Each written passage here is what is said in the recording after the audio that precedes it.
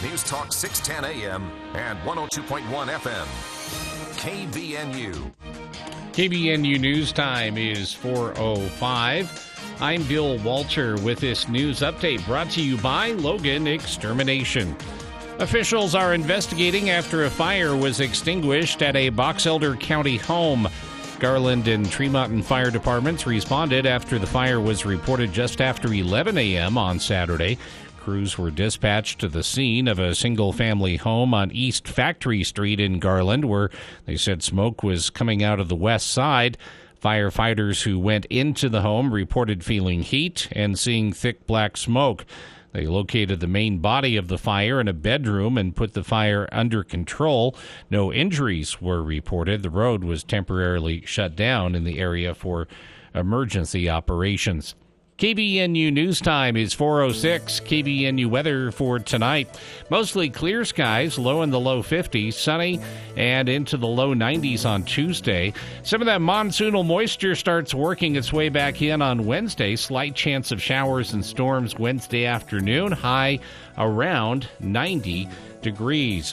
It's been to 87. In fact, it's 87 right now at KBNU. KBNU weather brought to you by Napa Auto Parts. They have the items you're looking for, the parts you need, use, and rely on every day, and some of those hard-to-find items as well at your 5 locally owned Preston to Providence Napa Auto Parts stores. As the summer's war against weeds and pests rages on, a new bug threat starts hopping around, destroying garden plants and flowers. Luckily, you are ready for them with Logan Extermination's Perimeter Grasshopper Control. It's like a minefield for the minute menace. Good job, men. Another bug bites the dirt. Let's regroup before the next wave hits. They do what they are trained to do. Strike terror into termites, bash the bed bugs, and cook the cockroaches. Remember the brave men and women at Logan Extermination. Call 752-8450. Treatment areas vary. Call for a quote today. KBNU News Time is 4:07.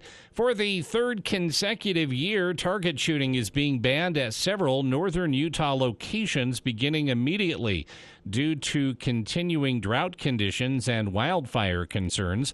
The Utah Division of Wildlife Resources, in conjunction with the corresponding county sheriff's offices, are temporarily restricting recreational target shooting with a firearm on 25 wildlife management areas across the state. The ban announced Friday includes those areas in Richmond, East Fork, Little Bear, Hardware, Cinnamon Creek, and Middle Fork in Cache County. It also applies to Coldwater Creek and Brigham Face in Box Elder County and Woodruff in Rich County. Target shooting and camping was already restricted for the Millville and Providence area after officials cited years of ongoing issues, including public safety concerns. They also said unattended campfires had been left behind by campers and others. And a veteran Utah senator is facing blowback on multiple fronts after a former staffer accused him of sexual harassment. A former intern for Senator Gene Davis, Democrat from Salt Lake City, came forward with allegations of inappropriate sexual advances. The incidents happened several years ago, but the staffer said Davis's alleged behavior was well known in Democratic circles. She claimed that when she reported the incidents to her superior on Capitol Hill, he allegedly told her to get over it. On Thursday, Davis was suspended from participating in any Democratic Party-sponsored events. On Friday, Utah Senate President Stuart Adams announced an independent investigation would be launched into the allegations. The state's Democratic Party, though, has yet to announce an investigation of its own. Following Adams' announcement, the chair of the Utah Democratic Party issued a statement on why the political group has not taken more formal measures yet. The statement implied that there have been no formal complaints submitted to the Utah Party regarding Davis. Davis has served in the Utah legislature for 35 years. He is currently serving his final term, though, after he lost the Democratic primary election to challenger Nate Blauen. KBNU News Time is 4:09. For more details on these and other stories, visit CacheValleyDaily.com. Local news and the best talk. News Talk KVNU. Don't let concerns about today's events derail your long-term financial strategy. Edward Jones Financial Advisors can help work with you to understand today's financial landscape and how to be positioned for the long term. Edward Jones can give you the tools for a reasoned, disciplined approach to investing. Get started by calling one of the 7 Edward Jones locations in Cache Valley. Edward Jones, member SIPC. Hi, this is Gordon Deal. Tuesday on This Morning, America's First News. The aftermath of Senate Democrats jamming through a tax and spend bill that focuses on health care and climate. We'll have some takeaways. Also, a snapshot of today's housing market where rising mortgage rates mean the sellers listing homes now are a little late to the party. And how long and when you should walk after eating a big meal. Tuesday on This Morning, America's First News. From 4 to 6 on News Talk KVNU, 610 AM and 102 FM. Your station for news and talk. I'm Elizabeth Smart. Sexual exploitation and violence are unimaginable crimes that far too many people in our communities experience. In the U.S. alone, a person is sexually assaulted every 68 seconds. Every 9 minutes, that victim is a child. It's time these numbers change. Learn more about how you can join me in the fight against child sexual exploitation at malouffoundation.org. How was your drive to school? Let me tell you, I had to get my iced coffee first. I just can't seem to put it down. My favorite rapper just announced a tour. My phone was buzzing like crazy. I'm so excited. I had to text all my friends right then to talk about it. Then, someone started calling me and... Let's try that again. I turned my phone off right away. I never drive distracted. Visit StopTextStopWrecks.org. A message brought to you by the National Highway Traffic Safety Administration, Project Yellow Light, and the Ad Council.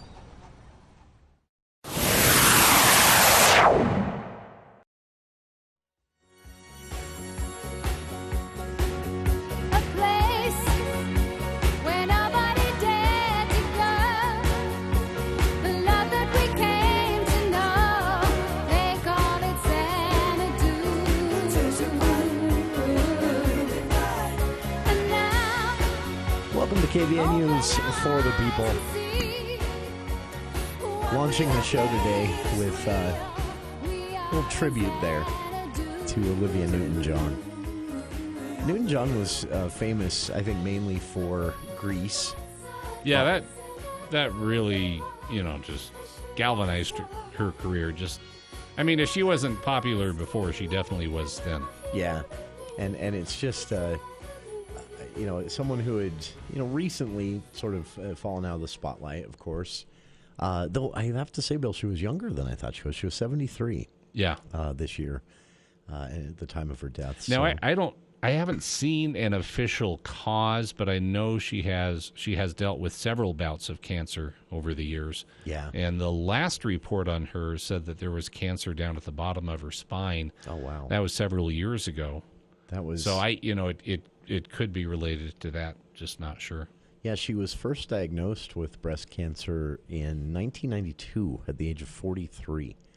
And then she battled cancer, as you said, Bill, off and on since then. But the news was broken by her family, and on Facebook, the family confirmed the news after the press release started to get some attention.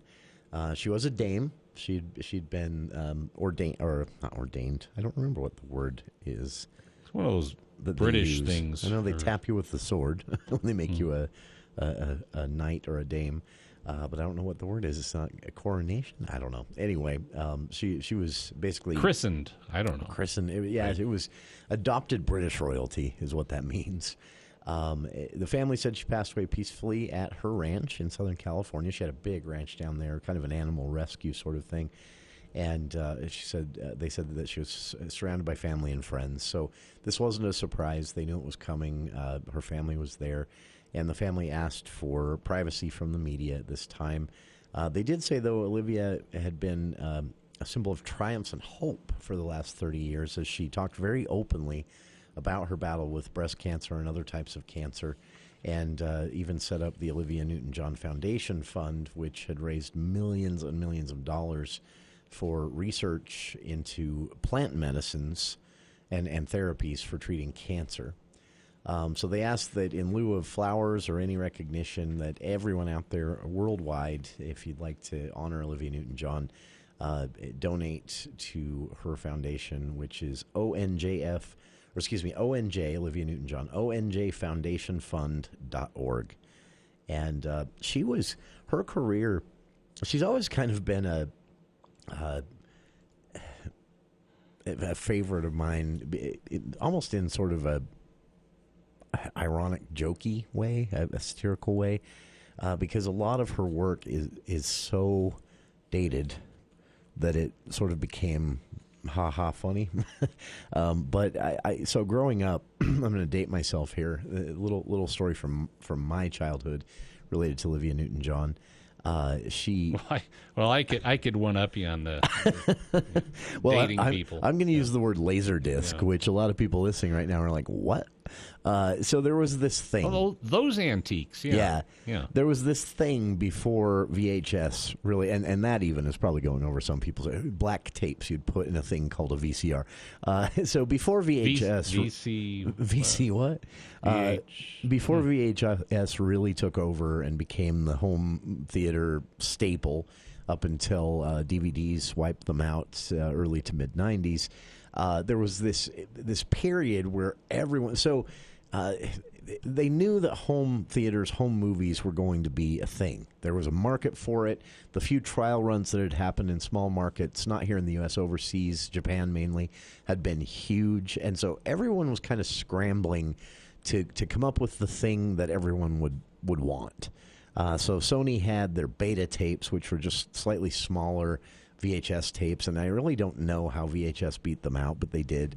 I think I'd read somewhere that it was mainly better marketing and better distribution. They had more movies out there faster for people, and VHS won the battle because of that. But before beta tapes and VHS tapes were even widely available, and definitely long before you had things like video rental stores, there was this thing called a Laserdisc. And these were for these old home theater projection TVs that had three, like a stoplight set of colored lights, green, yellow, and red, that would actually point at a screen. They were huge. Like you think of the average Blu-ray player now and TV that goes along with it. These things were huge. They occupied half of a room. And I think it was a pretty sizable screen, much larger than most flat TVs these days even. So it was a big screen, movie theater style. But then it had these two arms that would come out from the screen that both stabilized the screen, but then also met at this central box that pointed at the screen, and that's what would project the picture. And this was by no means high definition. This was grainy, blurry. But it was high tech for its day. And the little speaker on the bottom of that projector would rattle and crack as you watched. But I remember watching Jaws on Laserdisc, which was the first time I ever watched a film outside of a theater in my life. And second, I remember my family. Did you pop popcorn? It was. We should have. We were just too amazed at the whole experience. And then my family, my extended family, that same summer rented a Laserdisc player, and the only movie available to rent from this little store over in Logan was Xanadu. And we watched Xanadu, and I'm talking the entire family. We watched Xanadu, I think, 3 nights in a row, just because it was so cool to be able to just, you could start and stop this movie. You could walk off for a few minutes. You could take potty breaks. Everyone thought that was so cool, and I remember just sitting there. By the third night, you guys were reciting the lines before the actors went, right? And the Laserdisc was connected through RCA cables to a device that then plugged in to the old 21-inch tube TV. Entire family, Took a few minutes to warm up. We're talking 20, 25 people around this 21-inch tube television watching Xanadu 3 nights in a row. Just blurring your eyes out. And that memory, for some reason, is just burned into my... It was a great weekend. It was a fun weekend. Grandma was still alive, all that stuff. And Xanadu just at the center of that. But for most people, they probably know Olivia Newton-John more through... she also had... this was interesting, Bill. She had this huge 80s pop hit, Physical. And the video was one of MTV's first big... MTV had like 3 videos that made MTV what it was and what it's no longer, by the way. And, the funny thing is about physical that, because in the 1970s, Olivia Newton-John was everybody's sweetheart. She was just, big, sweet girl with big eyes and everything. And then Physical came out, and all of a sudden she was putting forth a different Olivia Newton-John. And I think actually warnings came with that song to radio stations, said, yeah, you may, some stations may not want to air this during certain day parts or something when it was children are listening. It was considered so now the video was playing on a workout. So when you saw the video with the song "Let's Get Physical," it seemed like she's talking about exercise and energy, pumping iron, being excited, having fun with friends. But if you sat and just listened to the song, you realize, oh no, there's actually a PG-13 theme running through this song. So it was at the time it was a bit controversial, but it was huge. It put her name on maps that she hadn't been on before, and she was already on quite a few maps. And then, of course, Grease was the big one for her. It was the top-grossing film of 1978. Obviously now just a cult classic, and that's kind of an understatement. So that was huge for her career in general. Well, and it really, John Travolta's career took off with that. Of course, he was known. He was on Welcome Back, Kotter before that. But as far as movies and stuff, that was his first big breakthrough. Yeah, because that was before Urban Cowboy, right? Yeah. Yeah, it was a few years. I think Urban Cowboy was 80 or 81. I can't remember. But, it was pretty big for both of them. But Newton-John came into Grease even with an established career already, which most people don't know. Bill, you remembered this, but she had, in 1973, so 49 years ago, she had her first top 10 Billboard hit. It was a country song. Yeah. It was If You Love Me, Let Me Know. And it hit number 2 on the Billboard country charts. She had an established career as a musician. Newton-John said over the years that she never felt the pressure. She'd been asked by a journalist, could you just not decide what to do? You when you dabbled in music, you did well. When you were acting or even starring in a musical, you did well. When you were on the stage, she did some stage stuff too, singing on stage. You did well. And she said, I never felt like I had to. That, I felt like as an artist, you just do whatever the moment strikes you to do. And if you're excited about it yourself, you're going to do it well and people are going to like it. And so she said she never felt like she needed to pick a career path, whether she was going to be an actor or a musician. And in the early 70s, she did songs that were kind of country-like, but also pop. But that stuff was getting popular. Yeah. That was the first, especially female artists, pop country crossover kind of thing. Because John Denver had come out already, and his stuff was kind of hybrid, a little bit pop, a little bit country, and he got played on some country stations as well. So he kind of, he did it a little bit before Olivia Newton-John, but her early songs just, were, the mellow 70s, the soft rock, early mellow 70s, her songs just, fit right in with that genre. Yeah, that was, well, and this was interesting too.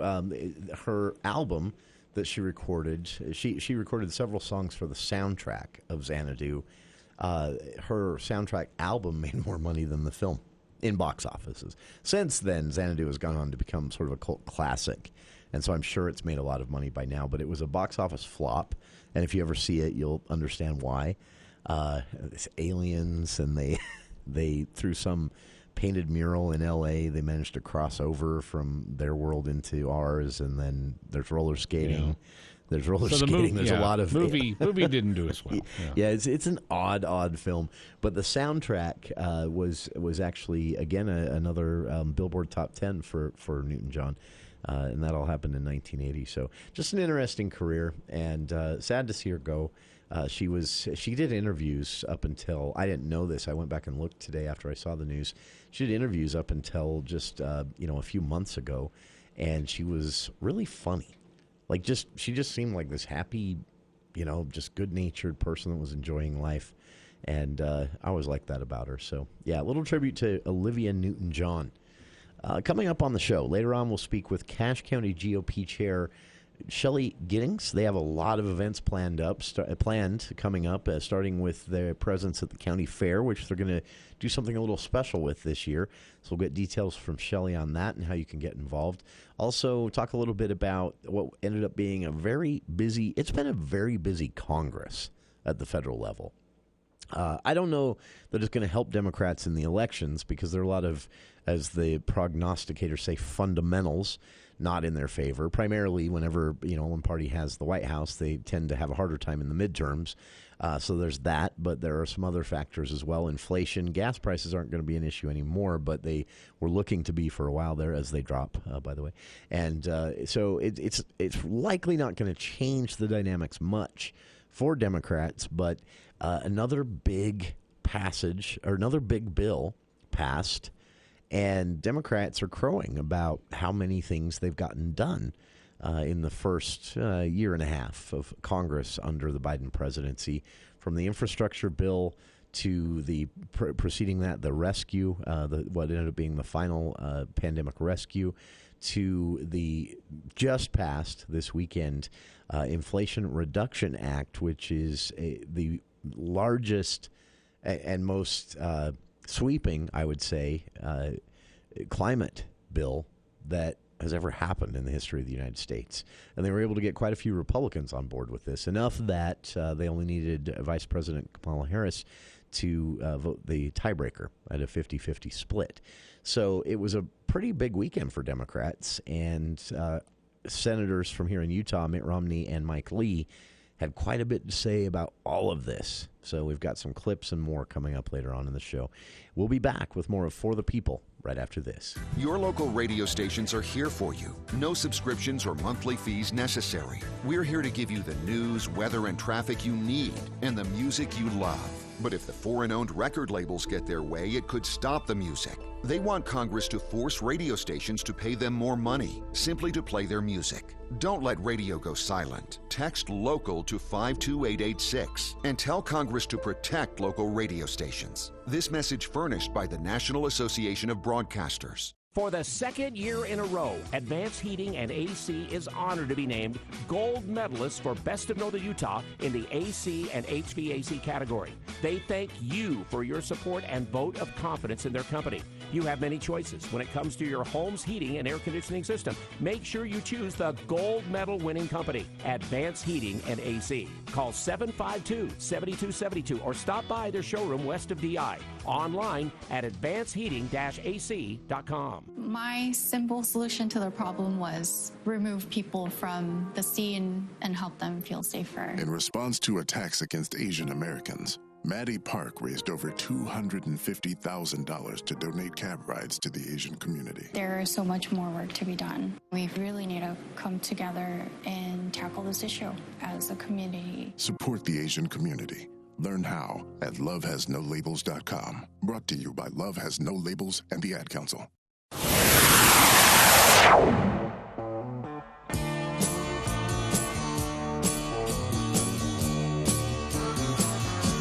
Wherever you go, wherever you may wander in your life, surely you know I'll always want to be there, holding your hand and standing by to catch you when you fall, seeing you through. There you go.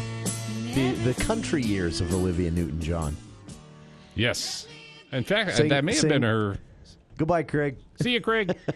Craig Hislop. Mr. Craig Hislop, our bureau chief, just swinging by the studio. Funny guy, but he's been busy. He got to hear a bit of Peter Beck, New Zealand entrepreneur and founder of what's called Rocketlab, which is an aerospace manufacturer and launch service. Think everything you hear about Elon Musk, but this guy's serious and means it and isn't just chasing a spotlight and inventing cars that blow up on the freeway. This is what Beck has done is with Rocketlab is honestly amazing. And he was here as part of a USU Space Dynamics Lab announcement, a presentation. Anyway, some audio of that. You'll hear a bit of it through the news in the rest of the evening here. Craig just delivering that to the newsroom as we speak. So hot off the press. Yeah, I like that. And if you've never read about this Peter Beck guy in Rocketlab, please do. He's the CEO, but what they've done is just honestly amazing, and they've worked very hand in hand with NASA to achieve some things that would have taken decades longer if it had just been NASA. And so working together, it's amazing. The stuff, we'll put it this way, due to Beck and Rocketlab and organizations like Space Dynamics Lab here in Logan, NASA, the work going on, with rockets out in eastern Utah there or western Utah to the west of us in the north part of the state. It just, it's really cool how tied to Utah this is, but it's also very cool what this means. We're getting to a point because of work of these independent companies, private companies like Rocketlab, playing off of the work NASA's already doing with public funding, which is astounding in and of itself. Things have kind of gone double time. So places where we were projected maybe 50 years from now we're actually going to be there in 20 years instead. And we're already to the point where getting things into space, launching a satellite that's even a deep space mission is, I shouldn't say easy. It still costs millions of dollars, even for private companies. It's still, years of planning on each launch and all that. But it's something that can happen more often and for a wider set of reasons. Whereas NASA had to look at their budget and prioritize and say, we'd like to do all 10 of these things, but we've only got the budget to do 3. So we'll put these 3 at the top, get to the others later. Now NASA can say, we're going to do these 3. These other 3, though, if you guys are interested as a private venture, go right ahead and we'll work with you. We'll share data. We'll share technology and training. And it's just a really cool thing that's happening right now. And it speaks to, like I say, the next 10, 20 years in space exploration, I think, are going to be, well, I'll put it this way. I think it's going to be a lot harder for science fiction writers to come up with their speculative plots, because a lot of this we're going to be actually doing. It's science fact, not fiction. Yeah, it's become science fact. So very cool stuff. So again, stay tuned for Through the News Breaks and more, and at CashValleyDaily.com for more on what Peter Beck had to say today here in Logan, speaking at the Space Dynamics Lab. And then 6:30 tonight, there's another event coming up as well.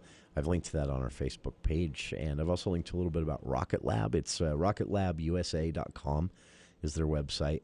And it's just, I don't know, some really cool stuff that they're doing there. And the way this fits in with what NASA has already been working on for decades is just pretty amazing stuff. And again, a lot of it, not exaggerating, happening right here in Cache Valley in northern Utah at large. A lot of research being done through universities like Utah State University and even the University of Utah involved in some of this. It's just... I don't know. It makes me proud that a lot of this is coming right out of northern Utah. So cool stuff. No offense to other parts of the country where they're contributing a lot themselves, I'm sure. It's just cool that this much is happening in northern Utah. Check it out. I've linked to it all on our Facebook page. We'll be back with more of For the People after the news with KVNU's Bill Walter.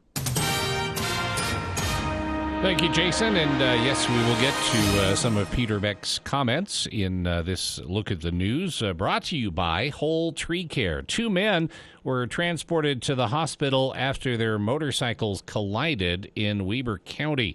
Utah Highway Patrol and Weber Fire District officials said the crash happened at Monte Cristo Peak, just outside Cache County on State Route 39 on Sunday. They said the 2 men both knew each other and were in a group with other riders traveling in the same direction when they crashed. One of the men went down a hill after the collision and was airlifted to McKay Hospital in Ogden with critical injuries. The other man was taken via ground transportation to Ogden Regional Medical Center with major non-life-threatening injuries. Peter Beck, founder, CEO, and chief engineer of Rocketlab, was the keynote speaker today at Utah State University's 36th annual Small Satellite Conference. About 3,000 attendees from 45 countries and 900 organizations are on hand. Beck led the development of the Electron rocket, an industry-defining launch vehicle that unlocked frequent, reliable, and cost-effective access to orbit for small satellites. He said what he intended to do with his lunar Proton spacecraft was to lower the barriers to interplanetary travel.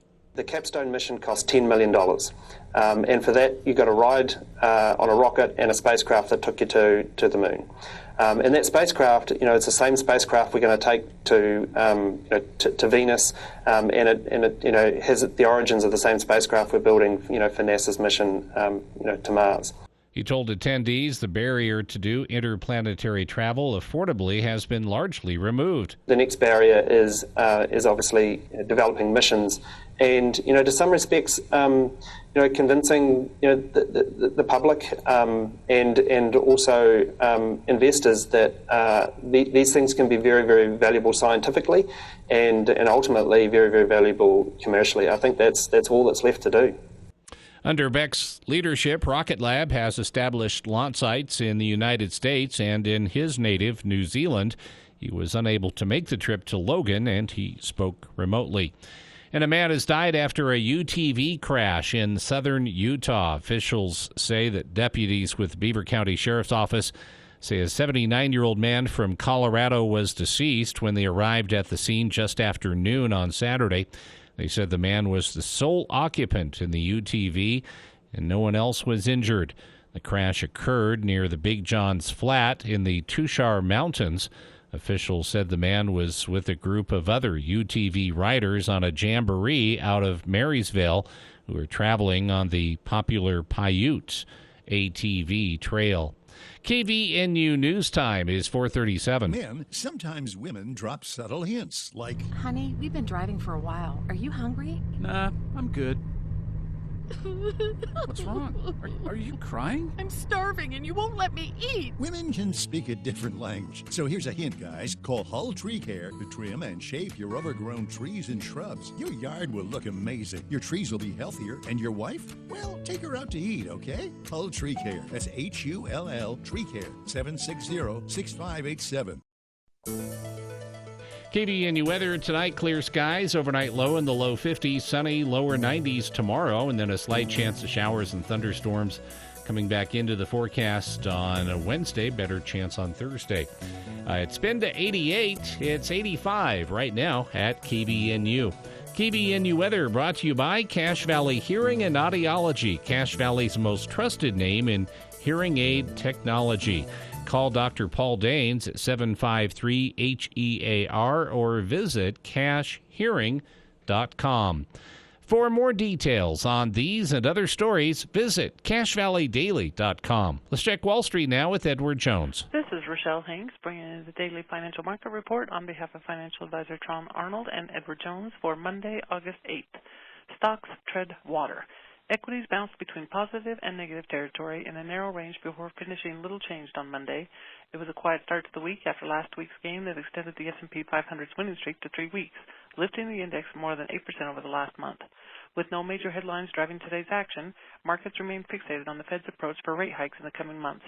Last Friday's employment record provides a dose of optimism as strong job growth in July signaled that the economy is holding up despite the headwinds from tightening monetary policy and elevated inflation. Small caps outperformed today, suggesting a hint that the economic optimism in Monday's trading.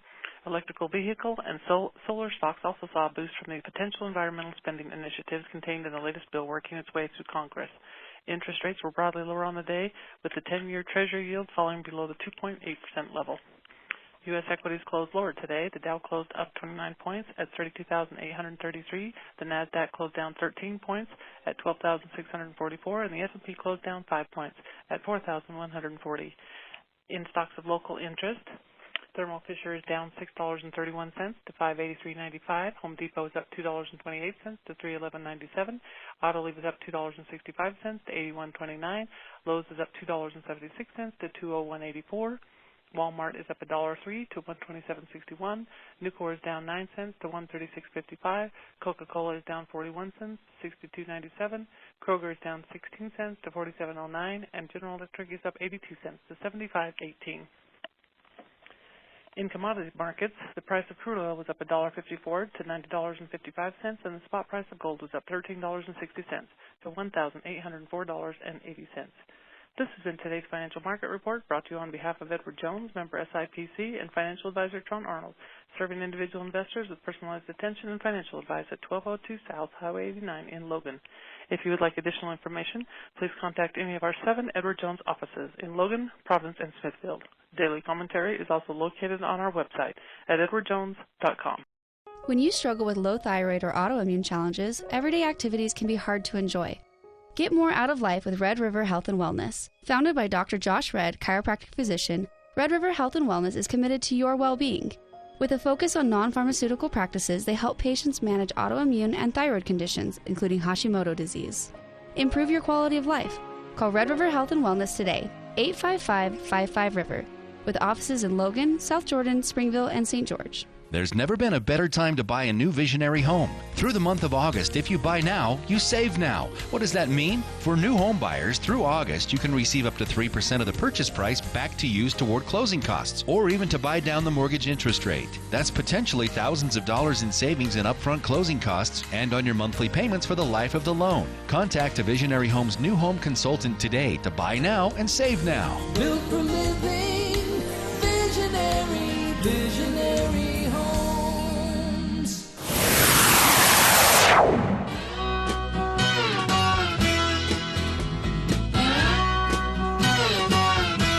If not for you, babe, I couldn't even find the door. I couldn't Welcome even back to the News for the People. A little more Olivia for everyone. Olivia Newton-John dead at 73, her family announced today. And that was like either her very first or second song. Came out 1971. That kind of broke her into American radio. It's interesting because I didn't know her career started. Doing the math, that she would have been in her early 20s when she had her first decent hit. About 22 when that one. Yeah. I didn't know that. So yeah, she went on to have a not the most. She wasn't like the churning things out every year through her career, but everything she did left a pretty big imprint, and she definitely had a cult following with her films, especially Xanadu and Grease, obviously. But yeah, just an interesting career, and I always thought when I'd see her in interviews or on television, she always seemed like just this happy person. You've heard the saying, smile even if you don't want to, or smile because even if you're not feeling it that day, it might be the thing that brightens somebody else's day.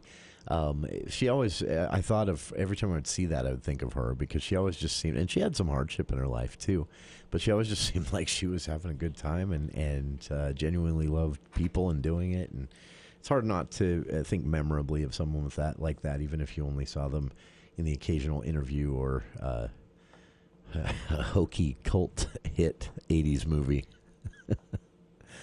Oh, man. The song still gets played, but not the movie. That's right. Some interesting data out today on people moving.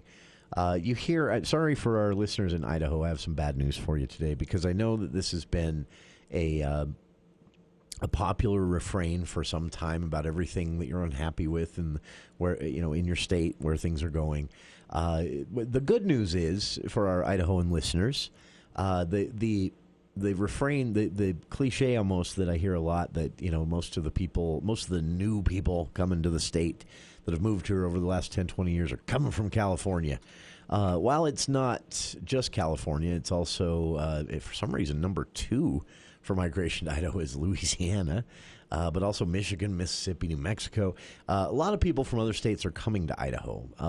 The bad news is that oftentimes this refrain is used to classify some perceived liberal or progressive policy or direction the state's taken, which Idaho doesn't do very often. Very red state. The bad news is for people who like to use that refrain is that the people from California, New Mexico, Mississippi that are moving to Idaho are conservative. This was some surveying done over a lengthy period of time, nearly 9 years.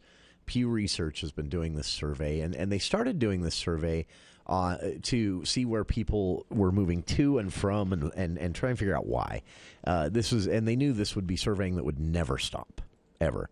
But what they found is that there are cycles, and there are hot spots where everyone wants to move for a little while. For example, Coeur d'Alene, Idaho was a really, really hot spot a few years ago for wealthier people from suburbs in California and places like that. So they could go up there for a lot cheaper than they can in California, buy or build a decent McMansion, be near that beautiful scenery and lake, and so it was really popular. But then, as happens, that it got more crowded, and so now that's waning a little bit. But other parts of Idaho are still very popular for that same thing. But Pew did a little deeper digging on this. So they went back to people that they'd surveyed and that had been a part of long-time research like this and said, can we ask you more questions? And what they found out is that the idea that Idaho is being, invaded by all these liberals from California is not at all the case. Idaho, if it is being invaded by outsiders, which, honestly, kind of is, more so than Utah, at least, and there's quite a bit of immigration happening here, too, but Idaho even more so. What they found, again, is this is older, more conservative white families coming from suburbs and places like that in other states looking to set up shop and prepare for their retirement. That's mainly who's moving in from out of state. But here is something, so there's Idaho. Something Pew found about Utah that was interesting is that Utah has been losing its middle-class workers on a pretty steady basis. Now, this could go, you could have an economic discussion around this. You should. You could also, there's an opportunity for a policy discussion around this because the state does do a lot when it comes to economic development that maybe they've been pointing that in the wrong direction. I don't know. I'm just saying that this is something that, state economists are not going to be happy to see for sure. But what Pew found looking at labor data from the state itself, Utah's own generated labor statistics, collected and made public by the Department of Workforce Services, contrasting that with their own surveying, what they found that a concerning trend here in Utah is that those leaving the state, so we're seeing immigration just like Idaho, not on the scale Idaho is, but we're still seeing it. Most of the movement within Utah was from within Utah. So transplants, quote, for lack of a better label for them, to Cache Valley, for example, more of them are coming from in-state, other parts of the state, primarily the Wasatch Front, than are coming from out of state here in Utah. That's very different in Idaho, where there isn't as much moving around within the state, and most of their new people have come from out of state. In Utah, it's the opposite. It's still a lot of people coming from out of state, but the most movement we see is people leaving the Wasatch Front for Cache Valley or Summit County, people leaving southern Utah for northern Utah, people leaving northern Utah for southern Utah.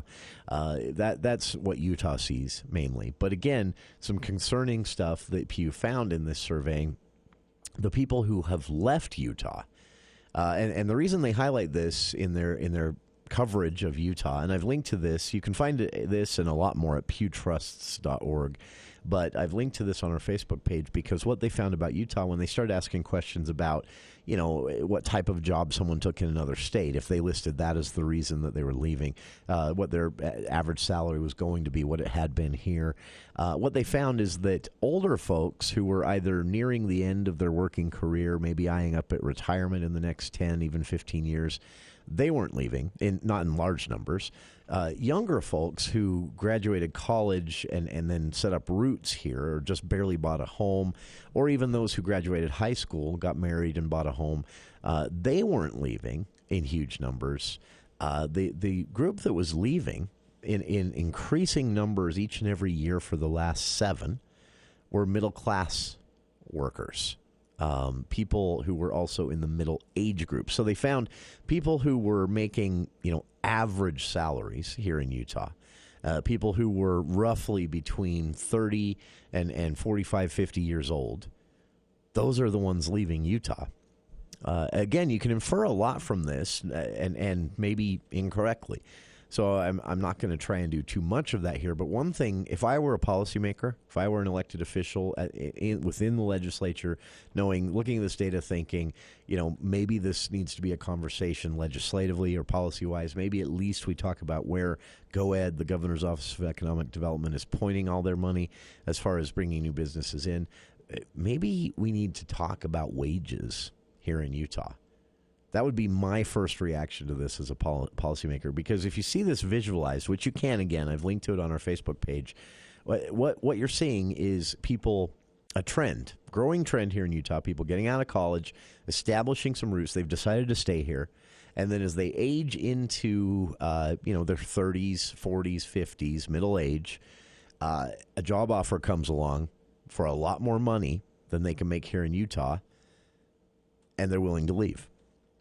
Before they get too close to retirement, well after they've just left college and are still idealistic and, thinking the world is their oyster, it implies at least that 30s, 40s, 50s here in Utah, people maybe sour a little bit on their options, at least enough that when they get a job offer that means more money but also means uprooting and leaving the state, a growing number of people each year for the last 7 here in Utah willing to do that, and not for a lot more money in all cases. Sometimes, an extra $5,000, $10,000 a year, which I guess is a lot, but you'd think it would take a little more than that to get somebody to, if they'd lived here till they were 40, assume they have family here, for them to uproot and move to another state, I would assume more than $5,000, $10,000 more a year in salary.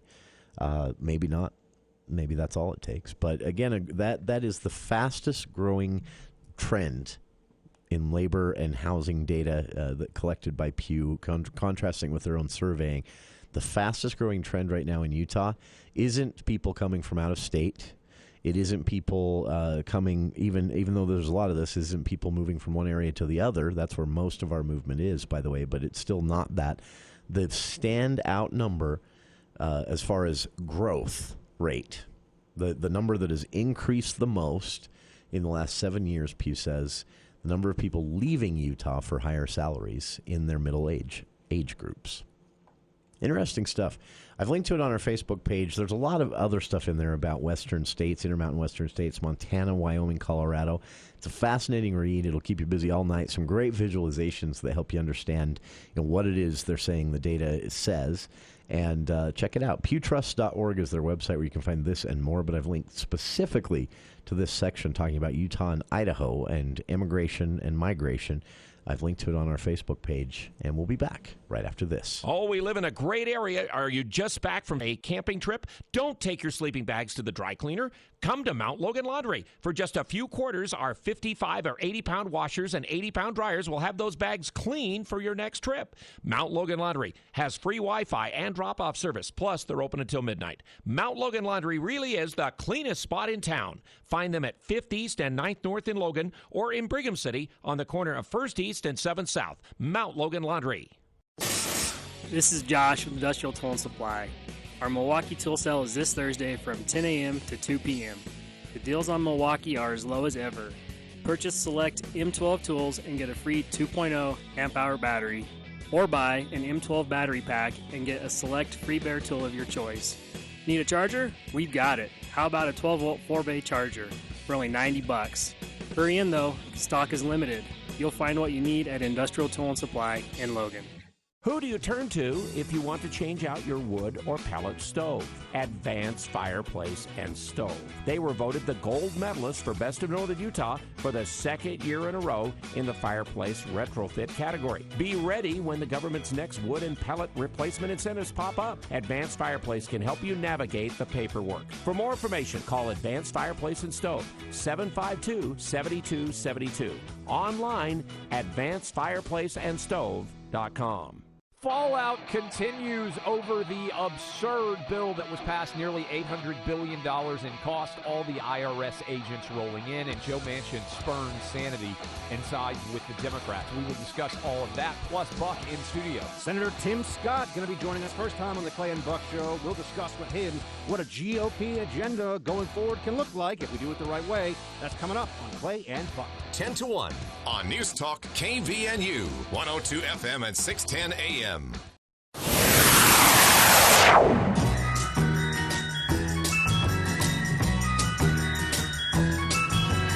Hey there, Georgie girl, swinging down the street so fancy-free.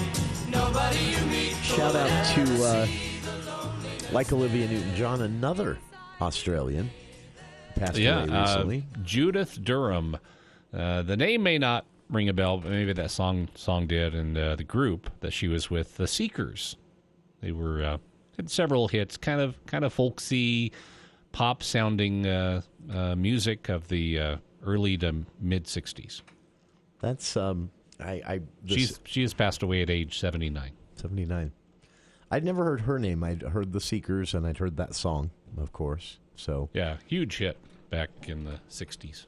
We lost two musically talented Australians this week. That's enough. All right. Yes. Wrapping the show up today with this, I did not know this was a thing, or if I did, I've forgotten about it. But with climate change, with continuously long wildfire seasons in the Intermountain West, states, Utah, Wyoming, Colorado, even New Mexico, looking at this closely, and of course Idaho, scrambling to come up with, basically looking at the situation, saying, okay, let's assume things like heat domes that have trapped us, with a few storms. Although, man, did we get slammed over the weekend?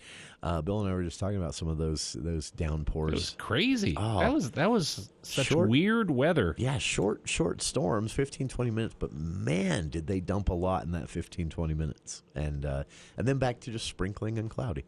Just, wow. But, yeah, this so policymakers and planners in Western states are looking at this and saying, okay, let's assume this is, if not every year, the new norm.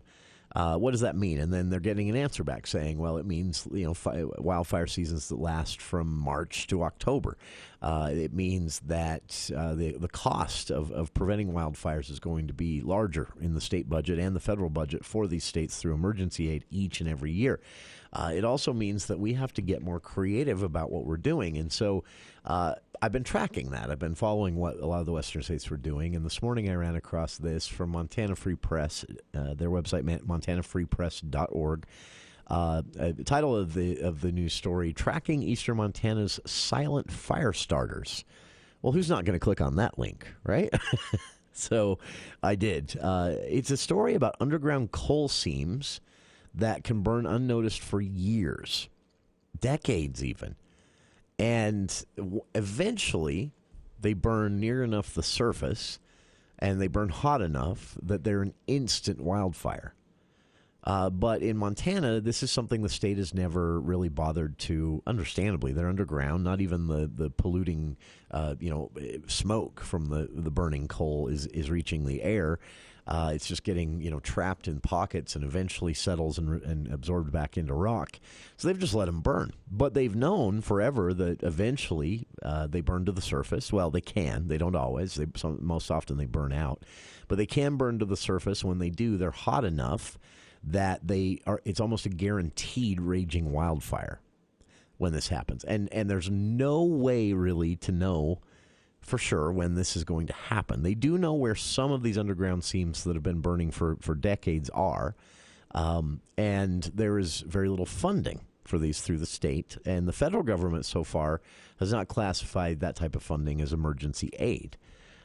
So what Montana is doing is embracing some new technology to map these underground coal seams and basically plot the future of these smoldering coal fires that have been burning, again, in some cases for decades. The last one of these was sparked in 2021 and burned about 25,000 acres before anyone saw it. It was that remote. So it's a big concern. The reason this was a concern, despite its remoteness, is the direction it was headed was an area that wasn't remote at all, an area with about 250,000 people, and it was moving between 35 and 45 miles an hour due to the winds.